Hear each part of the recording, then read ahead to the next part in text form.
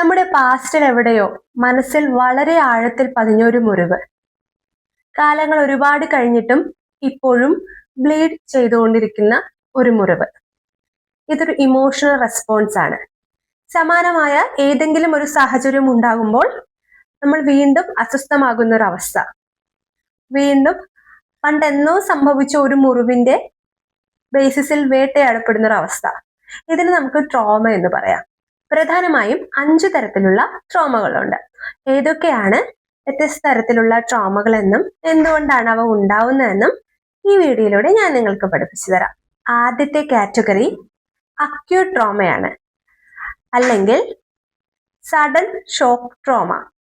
പെട്ടെന്നുണ്ടായ ഏതോ ഒരു ഭയാനകമായ അനുഭവത്തിൽ നിന്നാണ് ഇത്തരം ട്രോമകൾ രൂപപ്പെടുന്നത്.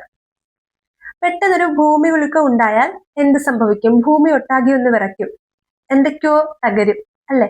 അതുപോലെ പെട്ടെന്ന് നമ്മൾ അപ്രതീക്ഷിതമായി അനുഭവിക്കേണ്ടി വരുന്ന ഏതെങ്കിലും ഒരു സാഹചര്യത്തിൽ നമുക്ക് വല്ലാതെ മരവിച്ചതുപോലെ അനുഭവപ്പെടുക, പല കാര്യങ്ങളുടെയും ഒരു കണക്ഷൻ നമുക്ക് നഷ്ടപ്പെട്ടതുപോലെ അനുഭവപ്പെടുക, പല കാര്യങ്ങളും പെട്ടെന്ന് ഓർത്തെടുക്കാൻ കഴിയാതെ വരിക തുടങ്ങിയ ബുദ്ധിമുട്ടുകളാണ് ഇത്തരത്തിലുള്ള അക്യൂട്ട് ട്രോമകൾ കാരണം ഉണ്ടാകുന്നത്. ഇത് നമ്മുടെ ചൈൽഡ്ഹുഡിൽ നമ്മൾ നേരിട്ടിട്ടുള്ള ഏതോ അൺഎക്സ്പെക്റ്റഡ് ആൻഡ് റാപ്പിഡ് അനുഭവത്തിൽ നിന്നിട്ടാണ് ഉണ്ടായിട്ടുള്ളത്. രണ്ടാമത്തെ കാറ്റഗറി റിപ്പീറ്റഡ് വൂണ്ട്സ് ഓർ ക്രോണിക് ട്രോമയാണ്. അതായത് ആവർത്തിച്ച് നമ്മൾ അനുഭവിച്ചിട്ടുള്ള ഏതൊക്കെയോ അനുഭവങ്ങൾ കാരണം നമ്മുടെ മനസ്സിലേറ്റിട്ടുള്ള മുറിവുകൾ പിൽക്കാലത്ത് റിഫ്ലക്ട് ചെയ്യുന്നതാണ് ഇത്. ഉദാഹരണത്തിന് പലതവണയായി കേൾക്കേണ്ടി വന്നിട്ടുള്ള ബോഡി ഷേമിങ്, പലപ്പോഴും വളരെ ക്രൂരമായി ശിക്ഷിച്ചിരുന്ന മാതാപിതാക്കൾ, ശകാര വാക്കുകൾ, ഒഴിവാക്കലുകൾ, സുഹൃത്തുക്കളുടെ ഇടയിലുള്ള ഒറ്റപ്പെടലുകൾ, ഒരുപാട് തവണ ഇതിന്റെ ആവർത്തനങ്ങൾ ഉണ്ടാവുകയും ആവർത്തനങ്ങളിൽ നിന്ന് ഗ്രാജ്വലി അതൊരു മുറിവായി മാറുകയും അത് നമ്മുടെ മനസ്സിൽ കാലങ്ങളോളം നിലനിൽക്കുകയും ചെയ്യുന്നു. ഇതിനെയാണ് നമ്മൾ ക്രോണിക് ട്രോമ എന്ന് പറയുന്നത്. ഇതിന് ഒരു റിപ്പീറ്റഡ് പാറ്റേൺ ഉണ്ടായിരിക്കും. പിൽക്കാലത്ത് നമ്മൾ മുതിർന്നു കഴിയുമ്പോൾ നമുക്ക് ഇതിന് സമാനമായി ഉണ്ടാകുന്ന പല അനുഭവങ്ങളിലും നമ്മൾ ഈ റിപ്പീറ്റഡ് പാറ്റേൺ വീണ്ടും കാണുകയും നമ്മൾ ആ റിപ്പീറ്റഡ് റെസ്പോൺസ് തന്നെ അതിന് കൊടുക്കുകയും ചെയ്യുന്നു എന്നുള്ളതാണ്. ആങ്സൈറ്റിയും സ്ട്രെസ്സും അനുഭവപ്പെടാം.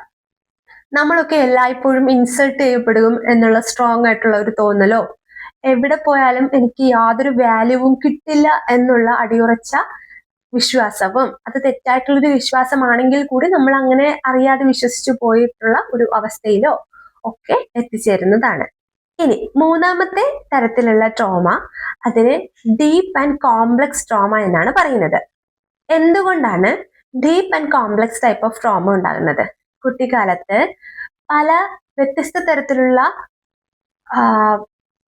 വേദനിപ്പിക്കുന്ന അനുഭവങ്ങൾ നേരിട്ട് വളരേണ്ടി വരുന്ന ഒരു സാഹചര്യത്തിലാണ് ഇത്തരത്തിലുള്ള കോംപ്ലക്സ് ട്രോമ രൂപപ്പെടുന്നത്.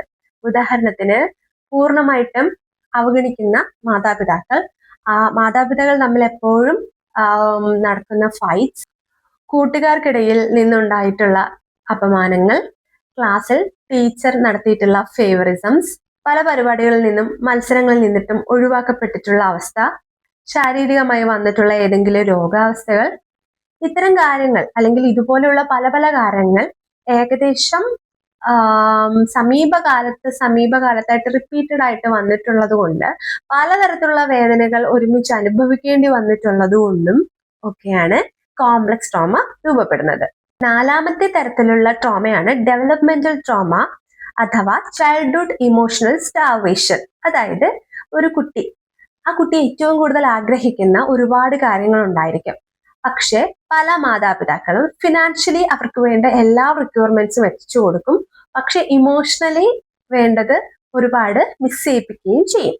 ഒരു കുട്ടി ആ കുട്ടിയുടെ അമ്മയിൽ നിന്ന് ആഗ്രഹിക്കുന്ന സമയം, അച്ഛനിൽ നിന്ന് ആഗ്രഹിക്കുന്ന സംരക്ഷണം, ഇതൊന്നും കിട്ടാതിരിക്കുകയും ബാക്കി എല്ലാ സൗകര്യങ്ങളും വളരെയധികം കിട്ടുകയും ഈ സൗകര്യങ്ങൾക്കിടയിൽ കുട്ടി വളരെയധികം ഒറ്റപ്പെട്ടു പോവുകയും ചെയ്യുന്ന അവസ്ഥയിലാണ് വളരെ ഗ്രാജ്വലി ഡെവലപ്പ് ചെയ്തെടുക്കുന്ന ഒരു ട്രോമ റെസ്പോൺസ് ആണ് ഈ ഒരു കാറ്റഗറിയിൽ വരുന്നത്. അതുകൊണ്ടാണ് ഇതിനെ ഡെവലപ്മെന്റൽ ട്രോമ എന്ന് പറയുന്നത്. ഇത് ഒരു കുട്ടിയുടെ ആഗ്രഹങ്ങളുടെ സ്റ്റാർവേഷനിൽ നിന്നിട്ടാണ് സ്റ്റാർട്ട് ചെയ്യുന്നത്. പരിഗണിക്കപ്പെടാതിരിക്കുകയും സ്നേഹിക്കപ്പെടാതിരിക്കുകയും എന്നാൽ മറ്റു പല മെറ്റീരിയലിസ്റ്റിക് ആയിട്ടുള്ള കാര്യങ്ങൾ കൊണ്ട് സ്നേഹത്തെ മറ്റുള്ളവർ ഡിഫൈൻ ചെയ്യുകയോ ഒക്കെ ചെയ്യുമ്പോൾ ഒന്നും അല്ലാതായി തീരുന്ന ഒരു കുട്ടിക്കാലം ഉണ്ടാവാം. ഈ കുട്ടിക്കാലത്തിൽ നിന്നിട്ടാണ് ഡെവലപ്മെന്റൽ ട്രോമ രൂപാന്തരപ്പെടുന്നത്.